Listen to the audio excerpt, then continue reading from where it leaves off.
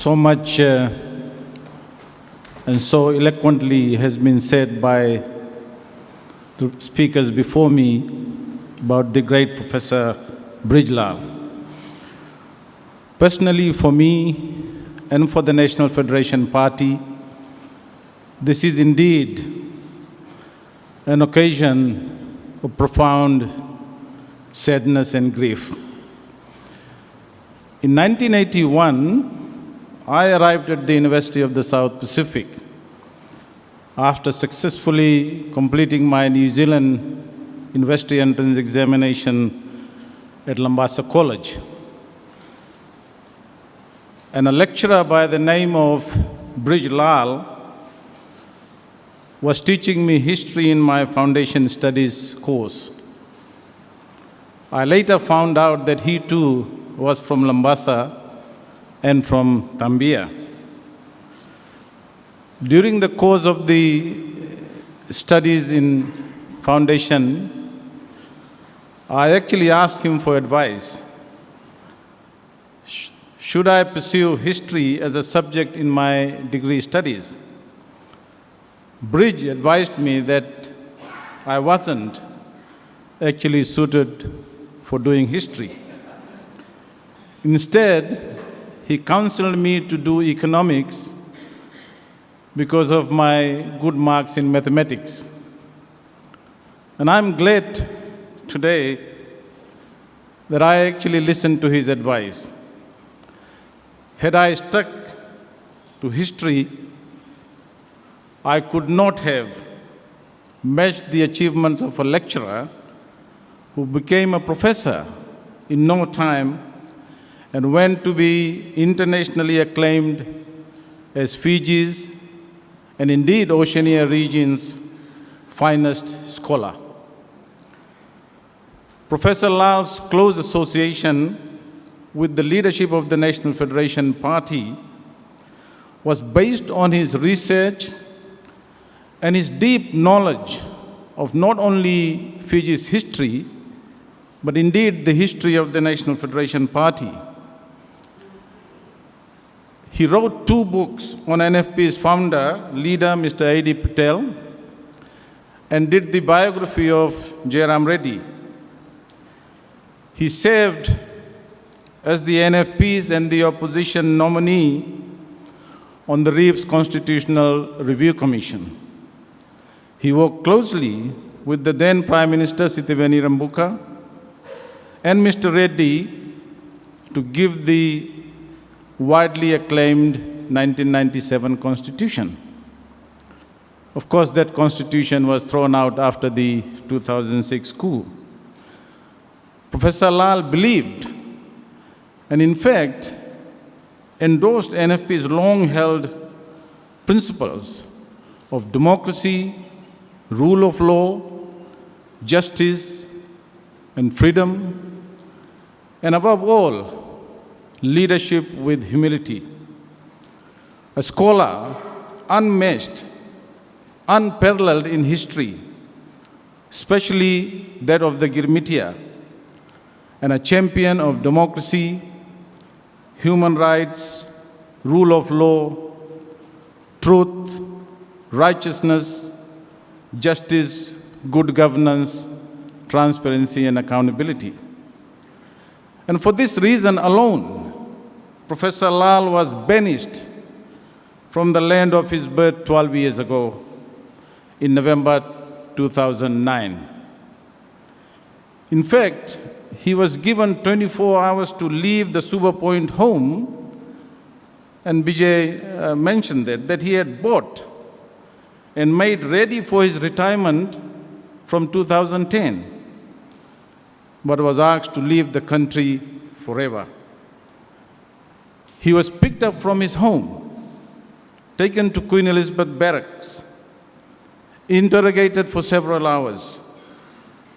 As Professor Naidu said, he was spat upon, punched on the mouth, and his spectacles broken.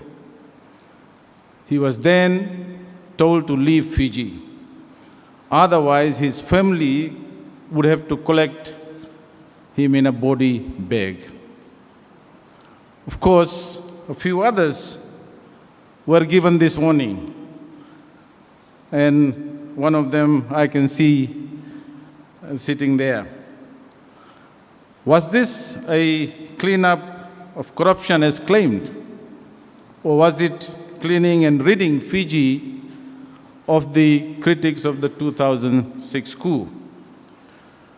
Professor Lal was persuaded overnight by some of his closest friends, including Attar Singh, into leaving behind his home with his wife, Dr. Padma Lal, to fly out the following morning to Australia. He was told to take the threat seriously. The public emergency regulation at that time was in place. There was a media clampdown. Fiji had actually descended into lawlessness.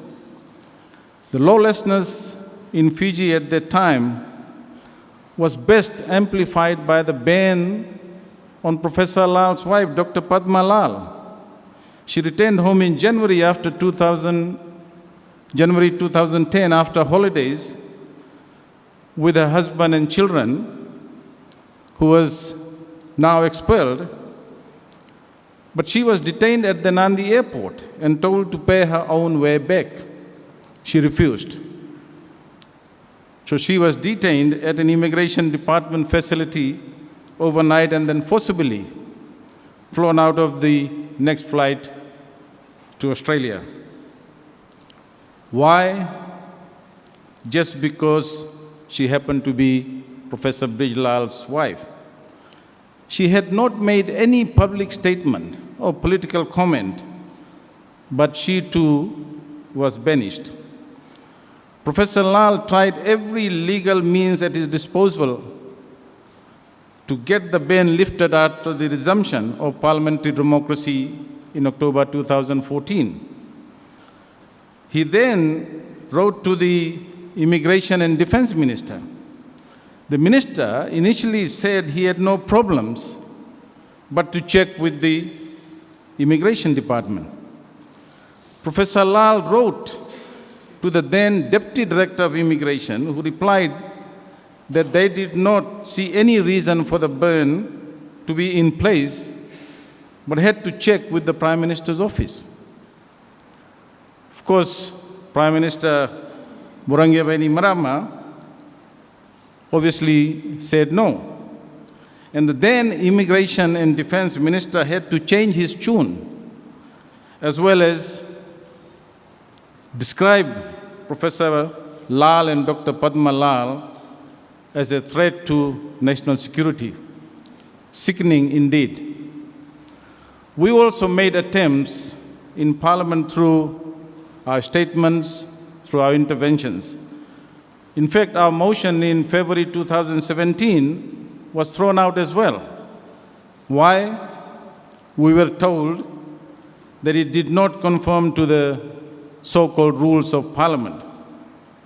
But we know the real reason was that government did not want a debate.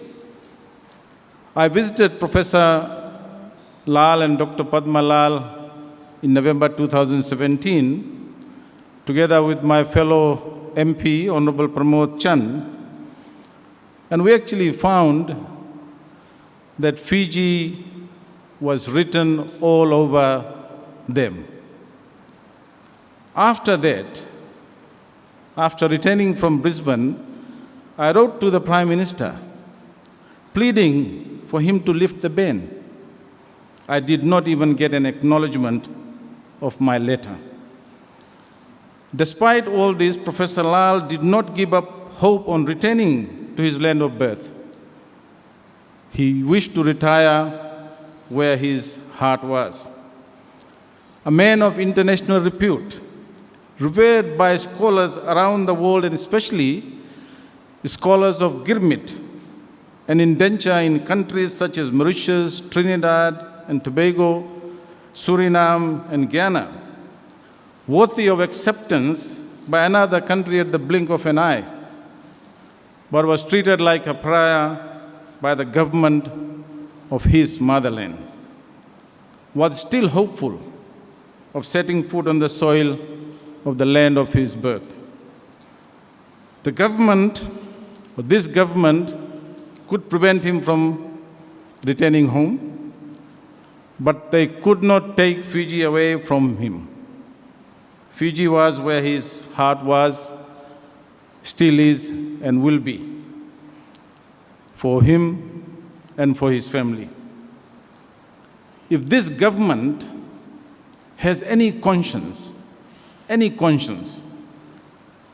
it will, without hesitation, allow Dr. Padma Lal and the children, Yogi and Neeraj, to bring back Professor Lal's ashes to Fiji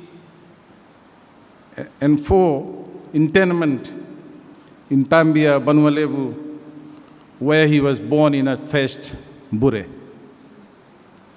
He grew up without piped water, without electricity, and by reading week-old copies of the Fiji Times, and yet he became the finest historian that the Pacific and Fiji would ever perhaps produce. A man who contributed in no small measure to Fiji and shaped its development in the 20th century. A man who recognized and nurtured talent and never abandoned his students. A man who gave careful career advice and embraced the success of his students. A man who till his end never shirked the value of genuine friendship.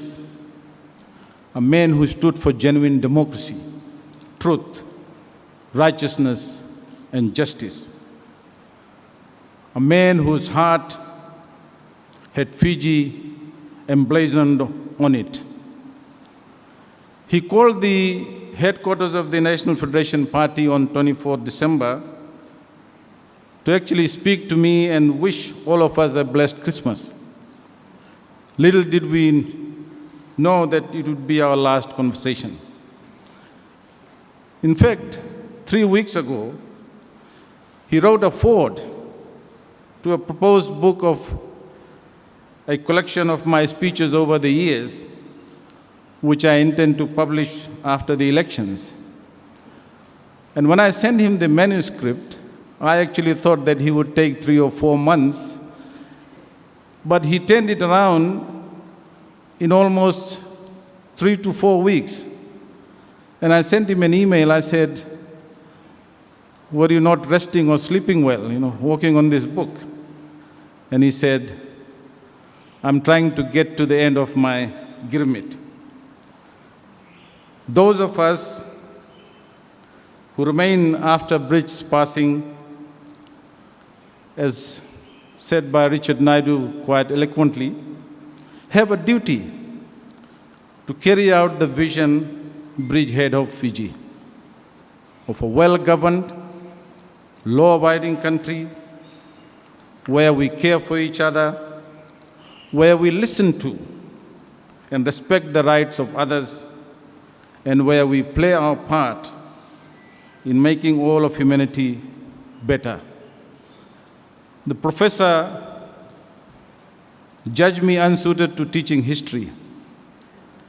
Perhaps he would have told us, or some of us who are here today, and who have paid tribute to him today, and have chosen a political life, that our duty is to make history by ensuring that Fiji once again becomes a shining beacon of hope and a land of opportunity. He would not have it any other way. May God grant Professor Brij, VILASH Lal eternal life. Thank you.